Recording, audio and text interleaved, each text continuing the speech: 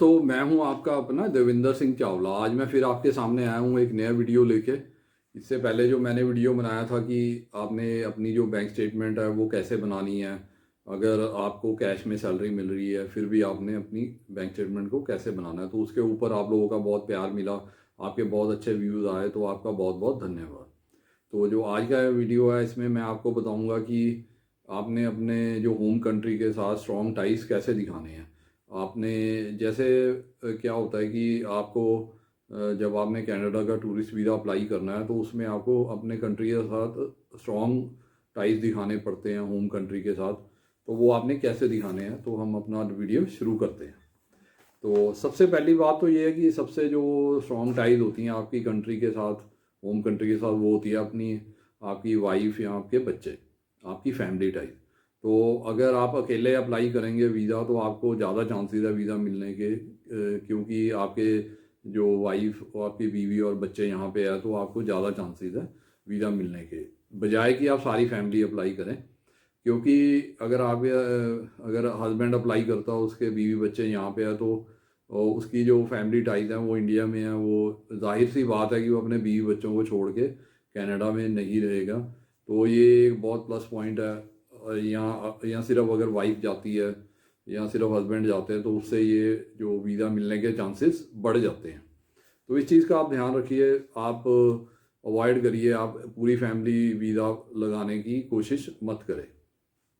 तो इसके बाद हम चलते हैं दूसरे पॉइंट पे, जो और जो स्ट्रॉन्ग टाइज जो दिखाते हैं आपकी होम कंट्री से, वो है जॉब और आपकी बिजनेस। अगर आपकी जॉब है यहाँ पे तो आप नेचुरली आप जॉब छोड़ के तो जाएंगे नहीं, और अगर आपका बिजनेस है यहाँ पे सेटअप है, बहुत अच्छा बिजनेस सेटअप है, तो उसको भी आप छोड़ के नहीं जाएंगे। तो इसमें आपको अपने जॉब के पेपर दिखाने हैं, आपको सैलरी स्लिप दिखानी है, अपनी बैंक स्टेटमेंट में जो आपकी सैलरी आ रही है उसकी एंट्रीज दिखानी है, और आपकी जो अपॉइंटमेंट लेटर है उसको भी आप लगा सकते हैं। और जो जो भी और रिलेटेड डॉक्यूमेंट्स हैं आपके, जैसे आपकी कोई प्रमोशन लेटर थी या कुछ भी है, उसको आप लगा के अपनी जॉब शो कर सकते हैं। और बिजनेस में क्या है कि आप अपना जो बिजनेस का रजिस्ट्रेशन के कागज़ हैं, और जो आपका जहाँ पे शॉप है या ऑफिस है वो रेंट पे है तो उसकी रेंट डीड, अगर आपकी अपनी शॉप है या अपना ऑफिस है तो उसके आप कागज़ लगा सकते हैं, ये शो करने के लिए कि मेरा बिजनेस यहाँ पे वेल सेटअप है और मैं इसको छोड़ के नहीं जाऊँगा। तो उसके बाद अपना करंट अकाउंट लगा सकते हैं, और जो भी आप बिजनेस करते हैं उसका आप उसको उसकी आप वेबसाइट एक बना लीजिए, वो उससे भी चेक हो जाता है कि आपका जो बिज़नेस है रनिंग में है। और जो अपना बिज़नेस है वो रजिस्टर कराइए, जस्ट डायल में कराइए, जैसे गूगल के ऊपर आप उसको डाल दीजिए ताकि आपका एड्रेस चेक हो सके ऑनलाइन ही। और जैसे अलग अलग डायरेक्टरीज है, बिजनेस डायरेक्टरीज हैं, उनमें अपना जो बिज़नेस है रजिस्टर करवाइए। उससे क्या है कि आपके जो बिज़नेस की स्टैंडिंग है वो अच्छी लगती है, और उसमें जो वीज़ा ऑफिसर को है वो यकीन हो जाता है कि आप सच में ये बिज़नेस कर रहे हैं और आपका बिज़नेस बहुत अच्छा चल रहा है और आप वेल एस्टेब्लिश्ड हैं अपने होम कंट्री में। तो हम चलते हैं तीसरे पॉइंट पे। तीसरा पॉइंट ये कहता है कि अगर आप स्टूडेंट हैं, अगर आप स्टडी कर रहे हैं, आप किसी कॉलेज में स्टडी कर रहे हैं, रेगुलर स्टडी कर रहे हैं, तो वो भी एक आपका जो टाई है होम कंट्री से शो करता है। तो आपको उसमें क्या है कि आपको अपने कॉलेज से या स्कूल से लेटर ऑफ गुड स्टैंडिंग लेनी है, आपने ये शो करना है कि मैं यहाँ का रेगुलर स्टूडेंट हूँ, उसमें लिखा होना चाहिए। और अगर समर वेकेशन नहीं है या विंटर वेकेशन नहीं है, उसके बाहर आप ट्रैवल करना चाहते हैं, तो वहाँ से आप लीव लेटर इशू कराइए अपने स्कूल या कॉलेज से, और वो लगाइए। वो भी आपकी जो होम कंट्री के साथ स्ट्रॉन्ग टाइज शो करती है। अब इसके साथ बाद हम चलते हैं चौथे पॉइंट में। चौथे पॉइंट में ये है कि अगर आपके नाम पे प्रॉपर्टी है कोई, अगर आपकी कोई इन्वेस्टमेंट्स हैं, वो भी आपकी जो होम कंट्री के साथ स्ट्रॉन्ग टाइज शो करते हैं। अगर प्रॉपर्टी है जैसे आपके नाम पे है तो बहुत अच्छी बात है। अगर आपके फादर की प्रॉपर्टी भी है, आपके मदर की प्रॉपर्टी भी है, तो उसको भी आप शो कर सकते हैं, आप उसको अटैच कर सकते हैं अपने सीए स्टेटमेंट में, ये दिखाने के लिए अपने कंट्री के साथ टाइज पक्के दिखाने के लिए आप शो कर सकते हैं। अब इसमें क्या है कि प्रॉपर्टी पेपर्स आप अटैच कर सकते हैं, अगर वो हिंदी में या पंजाबी में या किसी और लैंग्वेज में है तो उसको आप इंग्लिश में ट्रांसलेट करके अटैच करिए। अब इसके बाद हम चलते हैं पाँचवें पॉइंट में। पाँचवें पॉइंट में ये है कि अगर आपका घर है जिसमें आप रहते हैं, अगर वो रेंट पे भी है तब भी आप शो करिए, उसकी रेंट डीड शो करिए, ये शो करने के लिए कि मैं यहाँ पे रह रहा हूँ। और अगर आपके घर पे ऊपर हाउसिंग लोन चल रहा है या प्रॉपर्टी लोन चल रहा है कोई, तो उसको भी आप शो करिए कि आपके जो यहाँ पे लाइबिलिटीज़ हैं आप इसको छोड़ के नहीं जाना चाहते। इवन आपका अगर घर पे काफ़ी पुराना लोन भी चल रहा है तब भी आप उसको शो कीजिए कि ये मेरा अपना घर है, मैंने अपने आप बनाया, अपनी मेहनत से बनाया, तो इसको मैं यहाँ पे छोड़ के नहीं जाने वाला। तो इसके बाद हम चलते हैं 6वें पॉइंट पे। अगर आपके नाम पे कुछ व्हीकल्स है, जैसे कार है, कई बार होता है कि आपके नाम पे कार होती है, आपके वाइफ के नाम पे भी कार होती है, कई बार बच्चों के नाम पे भी व्हीकल्स होते हैं, उनके पास भी कार हो सकती है या स्कूटर होते हैं या बाइक होते हैं। तो जितने भी व्हीकल्स हैं आपके पास उनकी भी आप कॉपी लगाइए, ताकि उनको जो वीज़ा ऑफिसर को है ये विश्वास हो सके कि आप यहाँ पे वेल सेटल्ड है और आप एक अच्छी ज़िंदगी व्यतीत कर रहे हैं, आप एक कंफर्टेबल ज़िंदगी यहाँ पे गुजार रहे हैं। तो इसके बाद हम चलते हैं फेस्टिवल्स एंड इवेंट्स की जो बुकिंग है आप वो भी लगाइए। देखिए, आप ये तो बुकिंग लगाएंगे कि वहाँ पे मैं जा रहा हूँ, तो वहाँ पे आप लगाते हैं कि मैं यहाँ ठहरूंगा और ये फेस्टिवल्स और इवेंट्स वहाँ पे अटेंड करूँगा। तो आप इंडिया में भी जो फेस्टिवल और इवेंट्स आने वाले हैं उनके बारे में लिखिए कि मैं जब वापस आऊँगा तो ये इवेंट्स मैं अटेंड करूँगा, उसके बारे में भी डिटेल्स लिखिए। जैसे अब अगर आप दिवाली से पहले जा रहे हैं तो दिवाली के बारे में लिखिए। उसके पास जो इवेंट्स होते हैं, जो और भी फेस्टिवल मनाए जाते हैं, जैसे धनतेरस है, कुछ भी है, कि वो भी मैंने आके मनाने हैं, ये फेस्टिवल है तो इसमें मेरा यहाँ पे होना ज़रूरी है।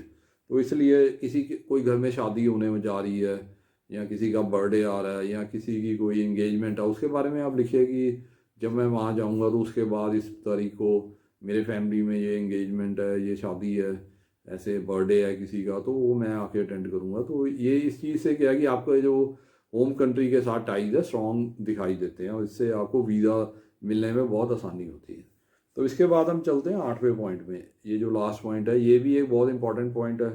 इसमें आप देखिए कि आप किसी ऑर्गेनाइजेशन, किसी भी संस्था, चाहे वो धार्मिक संस्था है चाहे वो दूसरी संस्था है, जैसे कोई क्लब है, अगर आप क्लब में किसी मेंबर हैं या कोई भी ऑर्गेनाइजेशन है, कोई भी संस्था है, कोई भी जिसके साथ जुड़े हुए हैं, आप उसकी मेंबरशिप दिखाइए कि मैं यहाँ पे इस क्लब का मेंबर हूँ, इस ऑर्गेनाइजेशन का मेंबर हूँ, चाहे वो एक रेजिडेंशियल वेलफेयर ऑर्गेनाइजेशन ही क्यों ना हो। कई बार लोग उसमें सेक्रेटरी होते हैं, कुछ पोस्ट होल्ड करते होते हैं, जैसे कोई ट्रेजरर होता है, कोई सेक्रेटरी होता है, कोई उनका जैसे कोई कोई अलग अलग पोस्ट होते हैं, कोई मेंबर होते हैं।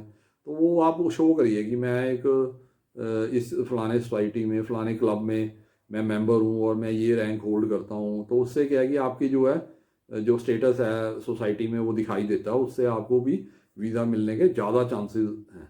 तो उससे भी आपके जो अपने होम कंट्री से टाइज स्ट्रॉन्ग दिखाई देते हैं। तो ये चीज़ें आप ध्यान रखें, ये सब चीज़ें इसमें लगाइए और इससे आप अपने जो होम कंट्री के साथ जो टाइज है दिखा सकते हैं और इससे आपको वीज़ा मिलने में बहुत आसानी होगी। ये छोटी छोटी चीज़ों से आपको जो वीज़ा है मिलना आसान हो जाता है। तो ये था मेरा आज का वीडियो। उम्मीद करता हूँ कि आपको मेरा वीडियो पसंद आया होगा और इसमें जो नई बातों का आपको पता लगा होगा और आपके क्वेश्चंस का आंसर मिला होगा और कुछ डाउट्स भी क्लियर हो गए होंगे। और इसके अलावा अगर आपको मेरा वीडियो पसंद आया तो आप इसको अपने फ्रेंड्स, फैमिली मेम्बर और रिलेटिव्स के साथ शेयर कीजिए।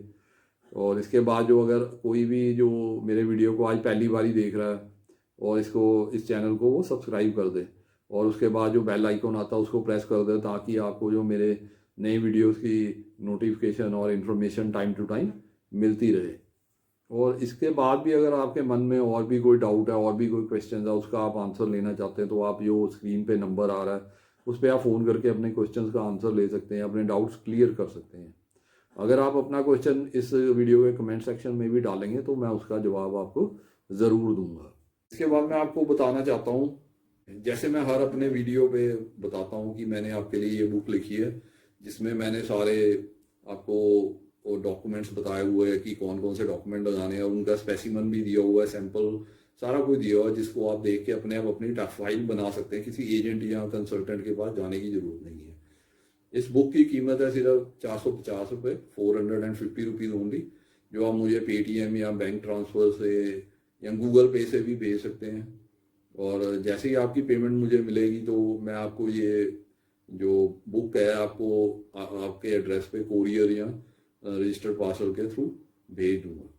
इसी तरह एक बुक मैंने ये भी लिखी है जिसमें मैंने वर्क परमिट के बारे में बताया कि आप कनाडा का वर्क परमिट कैसे ले सकते हैं, कौन कहाँ से जॉब अपनी ढूंढ सकते हैं, कैसे आप जॉब के लिए अप्लाई कर सकते हैं और LMIA के लिए अप्लाई कर सकते हैं। उसके बाद आपने अपना जो फाइल है कैसे बनानी है वर्क परमिट के लिए, कौन कौन से फॉर्म भरने हैं, कौन कौन से डॉक्यूमेंट लगाने हैं और क्या क्या डिटेल्स जो आपको चाहिए पता होना चाहिए, वो इस बुक में सारी दी हुई है। इसकी कीमत भी सिर्फ 450 रुपये है, 450 रुपीज़ ओनली। ये भी आप मुझे गूगल पे या पेटीएम या बैंक ट्रांसफ़र के द्वारा भेज सकते हैं। और मैंने जो पेटीएम और गूगल पे नंबर है नीचे डिस्क्रिप्शन में दिया हुआ, आप वहाँ पे पेमेंट करके मुझे जैसे ही इन्फॉर्म करेंगे मैं आपको आपके एड्रेस पे ये बुक कोरियर या रजिस्टर्ड पार्सल के द्वारा भेज दूँगा। इसके अलावा जो मैं हर वीडियो में ऑफ़र देता हूँ आप लोगों के लिए, आपके बेनिफिट के लिए, कि अगर आप कनाडा के टूरिस्ट वीज़ा की फ़ाइल फ्री ऑफ कॉस्ट बनवाना चाहते हैं तो आप मेरे को कॉन्टैक्ट कर सकते हैं मेरे मोबाइल नंबर पे जो नीचे डिस्क्रिप्शन में दिया हुआ है। तो उसके ऊपर आप मेरे से कॉन्टैक्ट करके अपॉइंटमेंट फिक्स करके मेरे ऑफिस आ सकते हैं और अपनी फ़ाइल जो कनाडा टूरिस्ट वीज़ा के लिए बिल्कुल फ्री ऑफ कॉस्ट बनवा सकते हैं। तो ये था मेरा आज का वीडियो। Okay, bye.